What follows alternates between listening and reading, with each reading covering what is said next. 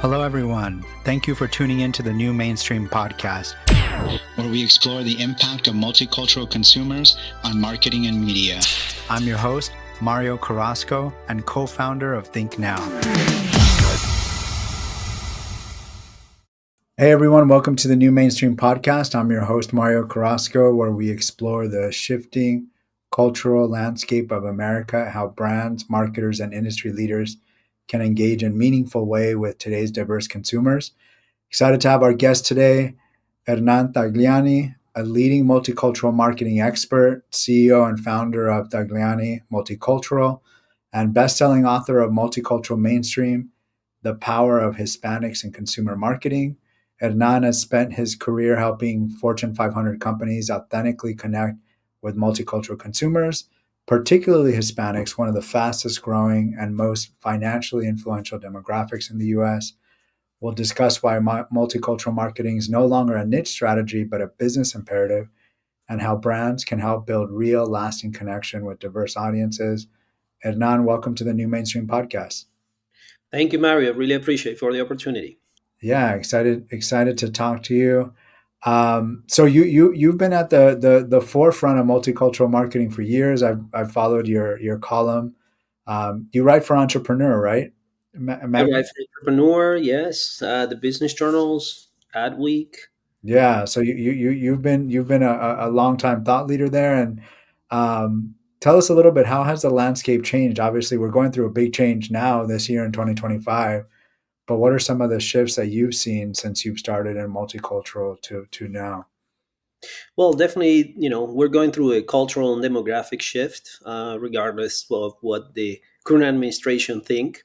Um, Hispanics are leading this growth within the multicultural segment, of course. At the present time, 44% of consumers are multicultural, and by 2028, that number will jump to 47%. So Wow. useful diversity is becoming the counterweight of white aging consumers. It is estimated by 2045, white consumers will become minority. So for any brands that are interested in how they're going to grow the brand in the next 5, 10 years, if they take a look at Gen Zs and millennials, more than 50% is multicultural. So that's where the growth is coming, and that's the call to action for any brands if they really are interested in long-term growth rather than short-term gains. Definitely multicultural consumers, particularly US Hispanics, is where the growth is coming. So, I mean, you and I, we know this. I mean, I'm on the research side of things. I think being in multicultural, we hear those numbers a lot. Um, that being said, I mean, I feel like there's still some resistance, but are there more and more brands doing multicultural marketing properly? Like, what's your sense of in terms of the investment lately? Is it growing? I see right now over the past, I would say 2 years, I see a little more interest on brands talking about multicultural consumers, in particular Hispanic market. I foresee, based on the climate that we are living right now, you're going to have two type of corporations: those that are all interested and all into the long-term growth, and those who wants to be political correct and they're more interested in the short-term gain. So, as a brand, definitely you're always looking for how you can be innovative, how you can um, basically maximize your marketing effort and outsmarting your competitors instead of outspending your competitors. So those brands who are more into that mindset on how we're going to grow the brand, those are the brands that are going to be relevant at the end of the day with millennials and Gen Zs. They are looking for a different type of engagement with brands. They care less about owning material things, it's more about how you make them feel. And marketing nowadays is not about the products you sell, it's the story you tell. So understanding your consumers' behaviors, their DNA, their wants, needs, and desire are crucial for the success of any brand. There's still, of course, not enough investment from brands when it comes to multicultural, particular Hispanic market. An average is 6 to 7% of the overall budget is what they allocate to these, compare with the percentage of, for example, the Hispanic audience, how big they represent right now, over 21% of the population, and continues to grow. So I foresee, moving forward, a change. It's not going away. You can erase history, and at the end of the day, you're running a corporation, and you need to pay attention of the market.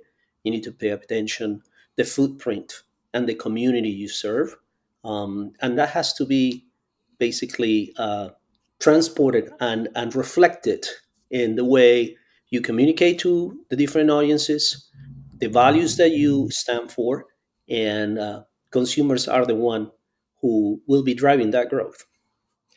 Yeah. So when you mentioned about two sides of brands right now, one that are politically correct, and ones that are investing in growth, I can't help to but think of the example we have right now: Target and Costco. Target,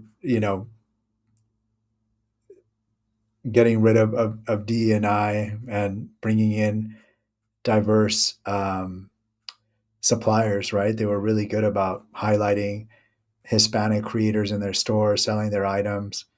Um, kind of made a 180. Costco, on the other hand, doubling down. They had some push from some advocacy groups to get rid of their DNI, and they said in a quarterly statement, no, our consumer base is diverse, and this is what we want, and we're sticking to it. What's your what's your take on this right now? I mean, we're dealing with it publicly with these two companies. What's your perspective on this? My perspective is I see for brand maybe the word diversity is what is going to change. Some people don't like diversity, others don't want the word inclusion. So Mm, I see a cosmetic change. They're going to yeah, change it, name it something else. But at the end of the day, those brands who really represent the community they serve are the ones who are going to be relevant. People don't forget that, especially minority groups. So that's what I was saying before. If you're interested in the short term gains, then your days are going to be numbered yeah. because at the end of the day that's where the growth is coming, and you're dealing now with a very savvy consumer, especially millennials and gen z's. They do a lot of homework because before they engage with your brand, they take a look at what you stand for as a brand, what are your values, how vocal, how supporter you have been in certain causes and certain values. So uh, that's my uh, call to action to executives. You have to think the long term rather than short term. I like the way that you position that it is going to be a cosmetic change, because I agree with you, right? I think when I first started seeing some of these lawsuits come down the pipe, I was worried, right, that this may affect work. But then I realized, I went back and I anchored myself in what you said. You can't run away from demographic change. It's happening. So they have to keep doing it. So yeah, they may not be doing it under the umbrella of DNI. It's going to be called something else. Um, but one thing that I've seen, I just got back from the Growth Fronts in New York, which is a diverse media, diverse digital media, uh, and they're kind of what they're leaning in on is inclusive growth, which I like. It's yes, it doesn't have inclusion. It's inclusive, but it's anchored in business growth, which I think is a good way to move forward. Yes, absolutely, absolutely. This is some of the conversation I have been having with executives. They were referring to me. They were talking to me about a cosmetic change. Mm, Um, they don't know yet how to name it. They are in the process of it, but for them it's like it's not going away. It's part of our core business. So it's not just a simple turn off the switch and let it roll.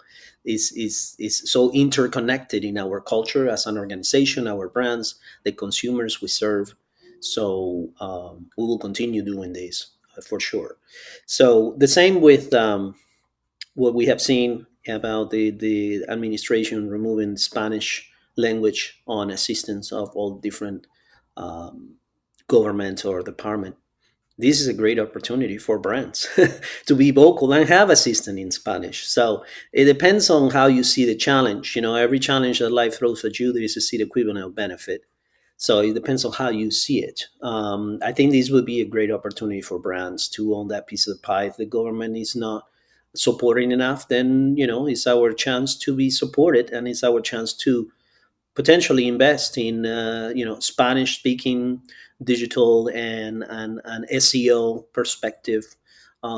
So That's a great take, Adnan, because I just did a podcast this morning, and we talked about this Spanish language being removed issue, and the guest take was, oh, we're going to see a retraction of Spanish language in general. But you're right. It is a huge opportunity for brands that want to connect with Latinos in the U.S. to come in and serve as that help, right? I mean, that's a really, really good take, because whether it goes away or not, I mean, it's going to come back at some point. There's going to be a different administration.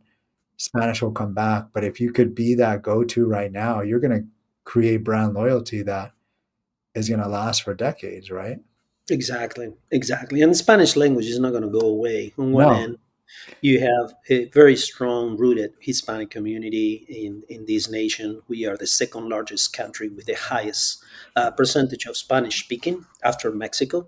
That's number one. Number two, you have a strong network of Hispanic media, already rooted in the community. And last but not least, with technology and social media, allows this interaction and connectivity with family members outside the United States.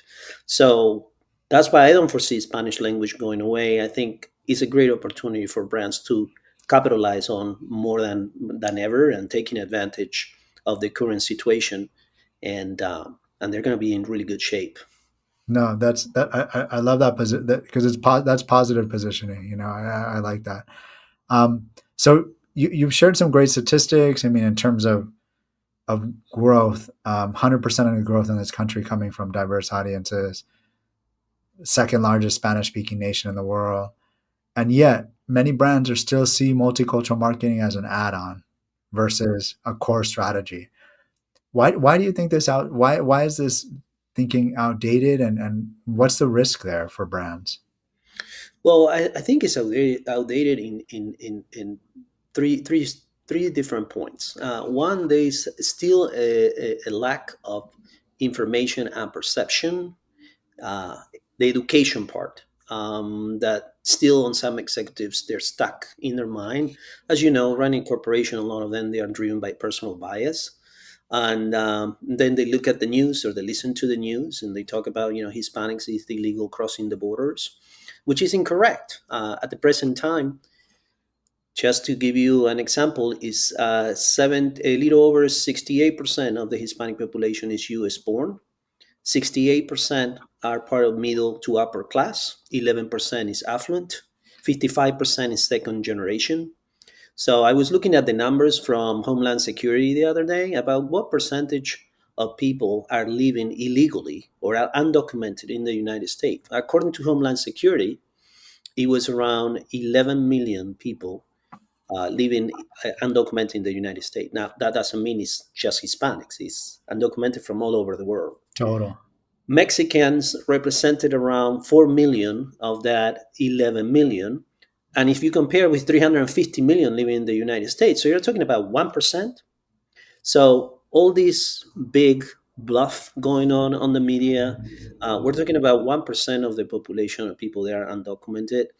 So that's why when it comes to running a business, is for us is a lot of educational process, is help these executive understand this is a huge business opportunity here. They have the disposable income, they tend to be very brand loyal. It's just a matter of getting to know them. um, you know you got to get out of that position, like, because I have been in the market for a long time, and I'm a big advertisers and everybody knows who we are. And that's when we start doing what you do, the market research. When you do the focus group, you see those aha moments from these executives. Oh, I didn't know of that. My consumer doesn't know so well about my product. Well, you never took the time to communicate all the different services that you provide as an organization. So there's a lot of personal bias there. Number two, I feel that in many cases, I was reading an article from the Harvard Business Review that he was talking about that the lifespan of a chief marketing officer is between 36 to 42 months, give and take. A little over 70% of CEOs are not impressed with the job that a CMO does. And when you ask that to a CFO, the numbers increase even higher. And a good portion of CMOs, more than 60%, they feel they're undervalued and they have too much work, not just related to marketing. Now, as a CMO, you have a lot of things falling on your lap, from customer retention to sales. So if you look at those numbers, definitely they are under a very big pressure. And when you come and you add something that they're not familiar with or they don't speak the language, in many cases they have a hesitation for lack of understanding, for the pressure that they have, and because they have a very short span period. At the end of the day, I feel it's not their fault. The fault is, it comes from the head all the way down. So it's lack of leadership. And at the end of the day, you want a CMO that will truly take your brand to the next level, is willing to challenge the status quo. That's why you hire somebody to be in that position, and let them run the show and let them bring new ideas to you that will definitely help you grow your brand.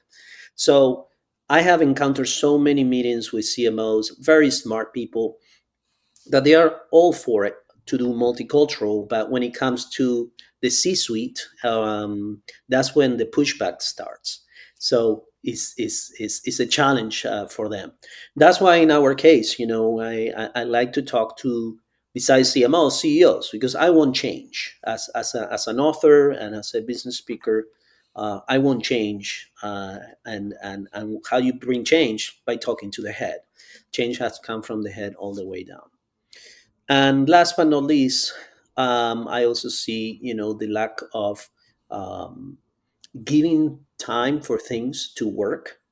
We are a very instant gratification society, and I also feel we are not a proactive society. We are a reactive one. So something has to go wrong for that brand of that executive to make a change. We saw it through COVID-19 and other situations. So at the end of the day, you have to be proactive. You got to understand where your business is right now and how you're going to grow it. A lot of the times, they're more thinking on the quarter, the month, the week, how they're going to make sales. So it's a bigger type of dialogue and mentality. You got to have a strategy, a long term, stick to it, invest to it, and you're going to see that return on investment, because that's where the growth is coming. Tend to be very brand loyal, and at the end of the day, it's what I speak in my book. It's not about spending more money, it's about reallocating your marketing budget to those areas of growth. Yeah, and to your last point, we just had on someone that works with Honda, and I think they're a great example of a brand that checks a lot of the boxes that you mentioned: consistent investment, and they've been rewarded. I mean, we're talking decades of work, number one consideration among Latinos for cars. Um, and yeah, it takes time, but it's worth the investment. You mentioned your latest book, Multicultural Mainstream. Let's talk a little bit about that. You make a strong case for brands to integrate cultural relevance into their DNA. What are some of the key takeaways from your book for business leaders? Well, definitely, here's my book, Multicultural Mainstream: The Power of Hispanics in Consumer Market. Basically, the takeaways of the book, I just share with the readers where are we now, where we're going, and how the society is changing and evolving. And then I also talk about the importance of being culture relevant on your approach and on all your campaigns. Um, And nowadays, as I shared before, with Gen Zs and millennials, is a different type of communication. They're looking for a different type of engagement.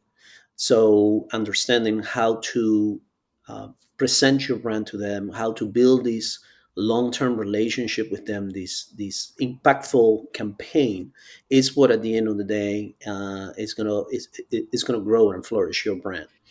I also talk in the book about some of the bias about the Hispanic market that is still out there. One I already mentioned about Hispanics being just Mexican people that they cannot afford my products or services, and I also talk about some of the case studies that we have helped to some other brands and the importance of being relevant. A great example of this, I still see a lot of brands that when they look at, for example, the Hispanic market, they see it more on a language standpoint rather than understanding the culture. Culture is more important than language at time of execution. So they invest marketing dollars on some big networks, Hispanic networks, and but then the creative is not strategy. From that creative. It's basically a translation from the general market campaign into Spanish. And it's apples and oranges. When you create a campaign for the general market, most of the time it's not a pun intended to reach other audiences. So what these brands are trying to do is forcing this strategy, and hopefully by translating into Spanish, they cross the finger and will create that brand engagements and sales that they're looking for. The reality is there's no substance in there because the strategy was never created to appeal other audiences. And that's why the job that you do, the research part, is crucial. Is the starting point of every campaign.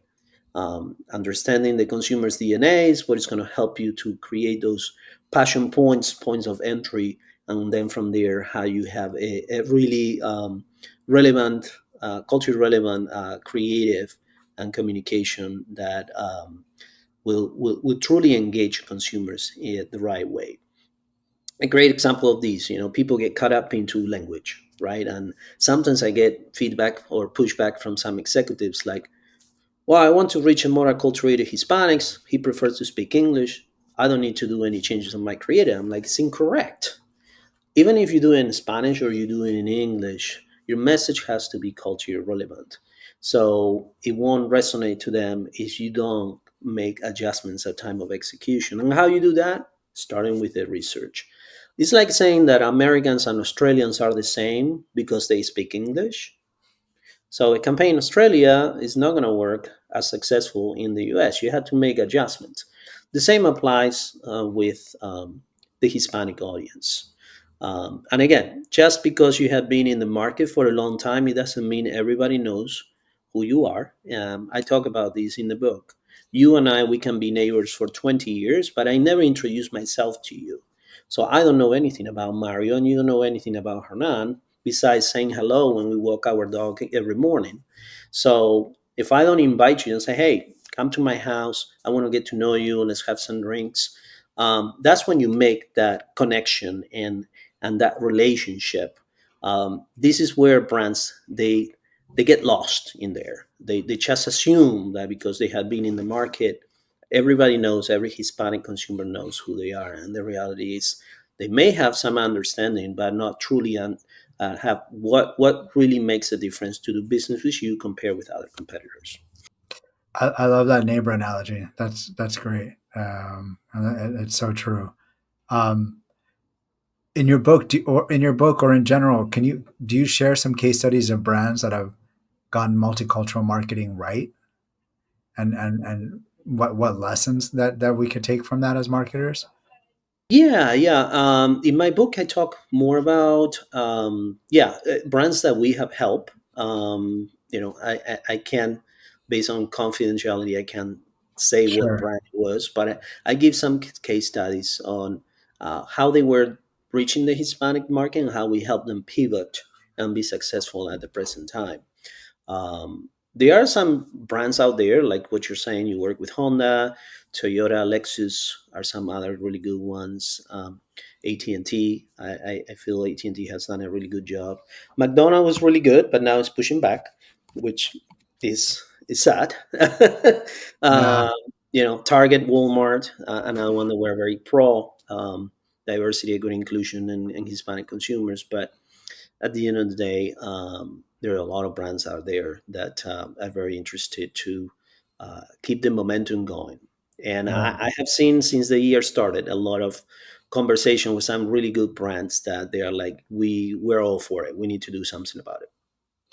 So with that, do you get a brand that comes to you like we're all for it? Where do you start? Because you're right. We work with a lot of companies that have never done it. I know research is a good place to start. But sometimes they get the data back and it feels overwhelming. Um, how, how, how do you overcome that for a brand that wants to start? They have good intentions. A lot of the time they start to dig in. They're like, they put their hands up. What do you tell a company that's ready to start? What should they do? Well, data is the starting point for me. Yeah. We're an agency driven by data. That's where it starts, and then from there, the development of the multicultural strategy. You have to have a strategy. When companies they feel overwhelmed, that I see them a lot of times. Sometimes they just want to get their feet wet first Mm. before they are fully committed. So a good starting point testing is what I call the pilot campaign. So through the data, find out what will be some really cool markets that they can see, um, and launch this initiative and learn from it, and then from there take it to other markets until they become a nationwide type of initiative. That's the approach that I have seen a lot of brands. They are more key on it instead of saying, "Hey, I want you to do all the markets in the United States." And I think it's also a really good starting point, especially for companies they haven't done anything in the past, and for some of them it's a big pill to swallow. So it's starting there, small, and then grow it from there. I like the idea of a pilot campaign because companies want to do something quickly. The right way to do it right is you do research, you know, figure out who's your consumer, what do they know, what they don't know, um, which is great. But again, it could be overwhelming. Pilot campaign, you could do a little bit of desk research, launch something, get some data immediately, and then maybe do the full blown research when you see there's an opportunity there. Because a lot of brands they just want to do something. They want to start marketing right away, So Yeah, and that's that's why yeah, it's important to set the right expectation from the beginning, because they're testing, yeah, and it takes yeah. time. So, and it's a new market, so nothing is going to happen overnight. Sometimes we have discussions with new clients that are like, "Hey, I see, I sell more products in the general market compared with what we just started." Well, apples and oranges. You're spending maybe $11 million in general market, and this pilot campaign is $1 million for this particular DMA. So you can expect, and then it's something new.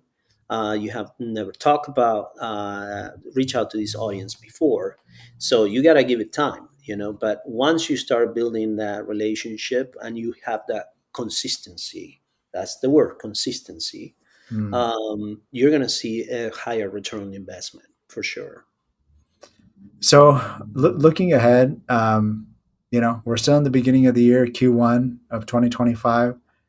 What are, how do you see multicultural marketing evolving this year and beyond? What are some trends that you're seeing that companies should be aware of? Uh, well, multicultural marketing and beyond definitely, in it's not going away. Let's put it that way. It's not going Yeah. away. The market, if you pay attention to millennials and Gen Zs, more than 50% is multicultural. So it is time for companies to really take this into consideration and start taking action. As I said before, you can erase history. Number two is important to invest in market research. Do your research, do your diligence first. Whether you're a big corporation and you have your own research department, which is great, or whether you don't. But it's important to start there. Hire an expert. Hire somebody, whether it's an agency or a research company, that can help you to find out where the business opportunity is for you and how to properly connect and engage with that audience. I also see, because millennials and Gen Zs are very tech savvy and they're very social media driven. Definitely, digital is a key component for that engagement. The younger the generation, digital on a media standpoint plays an important role. Digital and social media. So I see a change in dynamics on streaming, OTT, OLB, and all the digital tactics. Also depends on what type of brand you are. If you are in tourism, you're a hotel. Well, definitely, the majority of budget will be in there in digital. But I also tell clients is that's why the research is important. You have to understand who is part of that decision purchase decision process, and who is an influencer basically doing that process. And in many cases are family members, whether their parents or the grandparents. And the importance of being relevant and having campaign to appeal to those two audiences are crucial. I see it a lot with universities or colleges, that they are concerned in advertising to the Hispanic audience in Spanish, because they feel that they will people will interpret that they are going to be teaching in Spanish, and it's incorrect. At the end of the day, you have to understand that parents are the ones who also plays an important role for that young millennial or Gen Z to go to the college or the university. So you had to have two types of campaigns, right, running simultaneously in both languages, and of course the message has to be a little bit different as you're appealing to a more acculturated audience compared with a less acculturated one. Um, Another trend that I see, well, with AI nowadays, is changing everything. We as an agency, we use my team use AI more as an inspirational tool, and also for Mm. sales pitch, or even emails with clients. So it's going to change everything pretty much. I foresee, my forecast is that at the end of the day, the full service agency that does it all is going to disappear. I think it's going to be like niche agencies that are experts in certain things, that AI cannot do it. So that's why you're very well positioned. I'm very well positioned too. But AI, there's a lot of companies right now that they are looking into it. They are working. They are using it, and at the same time, for creative purposes too, they're applying it too. No, So that's great. Yeah, I agree. AI is going to be really transformative, and if niche agencies like us can really harness it, I think it could be really powerful to help companies. absolutely, absolutely. Um, that's why I always tell my employees, start using it. It's going to become. I foresee that it's going to become like, you remember when you used to apply for jobs and they were asking you if you know how to use Microsoft products. So I think very close in the very near future, it's going to be a mandatory. Do you know how to use AI Yeah. tools? So it's coming. It's coming strong. Hernan, this has been a great conversation. Thank you so much for joining. Again, listeners, highly recommend getting Hernan's book, um, Multicultural Mainstream. Hernan, if people want to connect with you, look into the book, what's the best way to find you, or buy the book? Yeah. So the best way of finding me, they can go to my personal website, hernantagliani.com. The book is now available. Is well has no now has always been available on Amazon.com, and also the book has been available is available in different bookstores around the world. So I became best-selling author in the U.S. and internationally at the same time. But yeah, I invite them to visit my website, and anybody wants to get a hold of me, by all means, they can use the website to get in touch with me and reach out to me. Great. We'll make the website here available on the podcast so people can click there. Thank you, everybody, for listening. Hernan, great talking to you, and thank you for joining the New Mainstream. Thank you for having me. I really had a lot of fun. Thanks to everyone listening in. To get more multicultural insights, check us out at thinknow.com and follow us on social media. You can also subscribe to this podcast on your favorite platform.